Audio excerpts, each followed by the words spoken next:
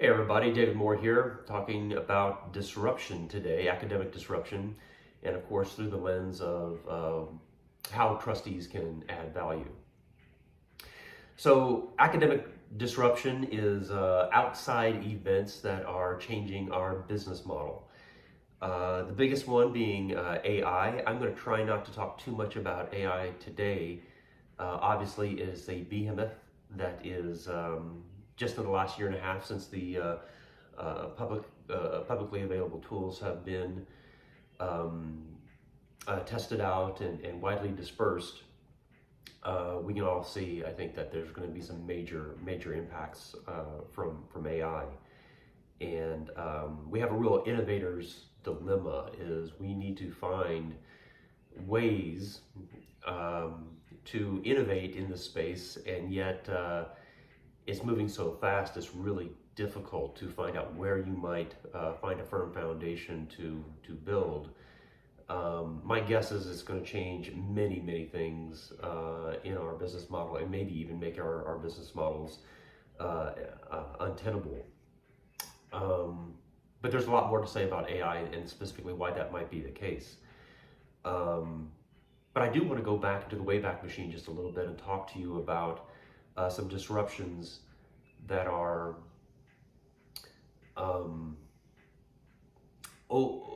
established disruptions. And the way most external events in higher education occur is from the outside disruption. And oftentimes there is a big concern, a big hullabaloo, and then it kind of goes away. But there's also the rebound effect. And so, for example, for-profit organizations in higher education, online education in higher education, MOOCs, large-scale video courses. These are all challenges for us to address in higher education. Let's start with the for-profits. For-profits have their business model essentially went away with some legislation, but there is still space for them to be competitive. And just like in the dot-com bubble of 2003, so many companies were trying to do things, and they were did not have the full picture of how to do so. And now, and increasingly in the next few years, those opportunities are coming back as far as changes in technologies and tools and availability of different systems. We're going to have competition from for-profit companies again, and they do a couple things that are really good. University of Phoenix, for example, their face-to-face courses, when they were still a prominent player in the space, they would rent out corporate facilities to hold their classes. And this is an enormous advantage in some ways. Obviously, our campuses are beautiful, and we take a lot of care of them. And yet, inside our buildings, in our classrooms, many of our facilities are not up to snuff. Many of them are on a long-term repair plan, maintenance plan, and cost an enormous amount of money to maintain.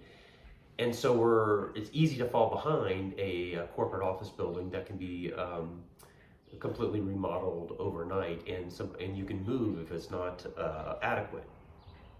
So there's some ideas about having a very professional learning space. That's important, and we don't think about that very much. Also, the experience of being a professional in a professional learning experience. Phoenix was known to have coffee in the back of the room, and snacks and pens and pads of paper and markers, and knowing that the markers, for example, something so trivial as a marker and a flip chart, actually having someone take the care to make sure that the chalk in the chalkboard is actually there, or that the ink in the marker hasn't run out. All of those kinds of things. Having an HVAC unit that functions properly, etc. These are things that we are straddled in most cases with on-campus education in every situation, and yet for-profits are able to start presenting a learning experience in a much more professional way if they choose to do that. But that is something that people notice. I mean, you can't it is valuable to have a valuable learning space. I'd also like to talk about instructional design. We have obviously the role and occupation of instructional design has increased dramatically in higher education. And some of these companies, in fact, there's one in particular that I'm going to talk about, is put out a very professional product. And they were, for example, they had learning objectives that were tied to work outcomes. They worked very closely with industry to build these.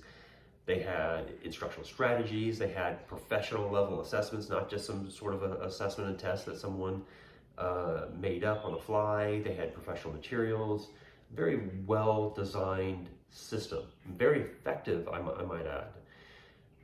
And of course, they had lawsuits. This one entity had lawsuits because they enticed students to participate, and they did not have the outcomes that they wanted. But it wasn't because of the design. It was because of their business model was trying to recruit students who didn't have the preparation, the background, the prerequisites, and in some cases just the raw ability to do the work. And it didn't work.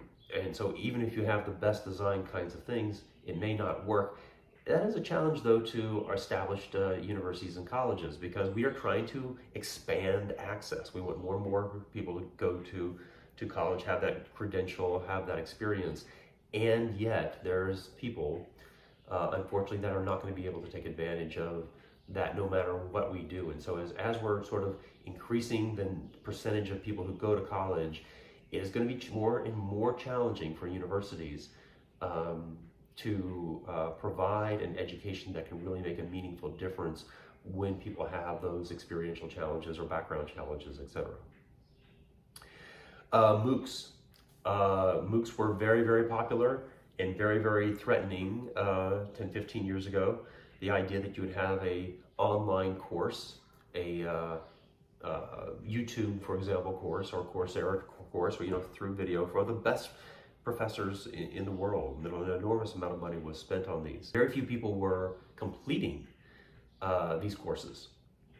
But that you shouldn't take away from that these are not being disrupted, because if you look at I call them 101 classes that are generally large scale freshman, sophomore classes, biology, economics, etc. The number of students who are taking courses informally is enormous. And in fact, it may very well be the majority of students are going to class on campus and experiencing biology lecture, and then going home and watching a biology lecture from MIT. And so there's this cross taking of different information sources. And that has some real impacts for us, because increasingly not only are they using that as an added, but when it's time to review, they don't have access to our professors in all cases. And so they're going to those online resources, and they're developing a comfort level with these online resources. Increasingly, we're going to be challenged to compete with those resources as they get better and better and more abundant. Of course, going through COVID, so many courses were put online and recorded, and now recording a course or lecture or an experience has become standard. And so you have an enormous library of available materials. So if we're in the information delivery business, you can see that these MOOCs are going to come around again and not just threaten, but actually take over some market share at some point. Provide some opportunities too, so that you can maybe leverage some of those resources and outside resources to create some sort of a bricolage of different experiences that could be worthwhile.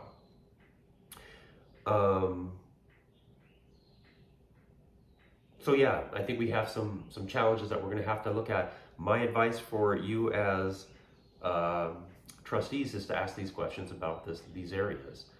What is our response to online education? Not what it was 10 years ago, but what is it now? What are we doing that is separating us?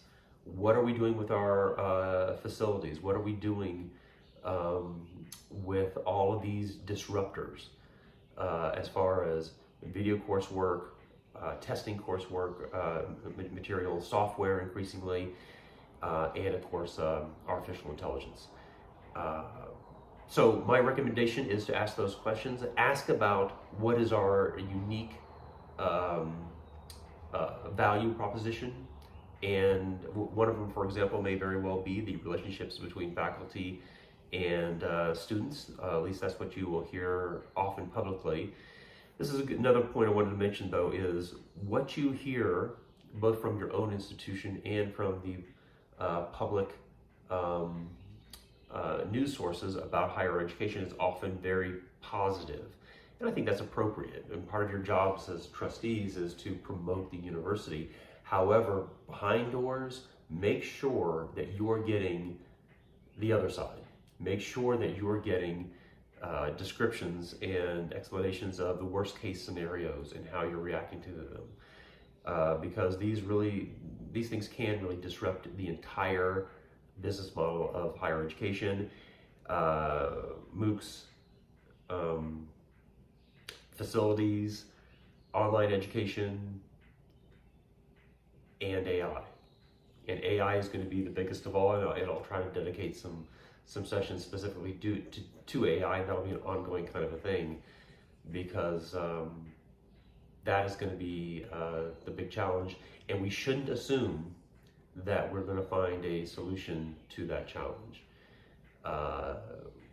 So it's a very challenging point. You're going to need leadership that is active and dynamic and pushes the ball hard up the field. And that is your job as trustees, to make sure you have that leadership. All right, let me know if there's anything I can do to help, and we'll talk to you soon.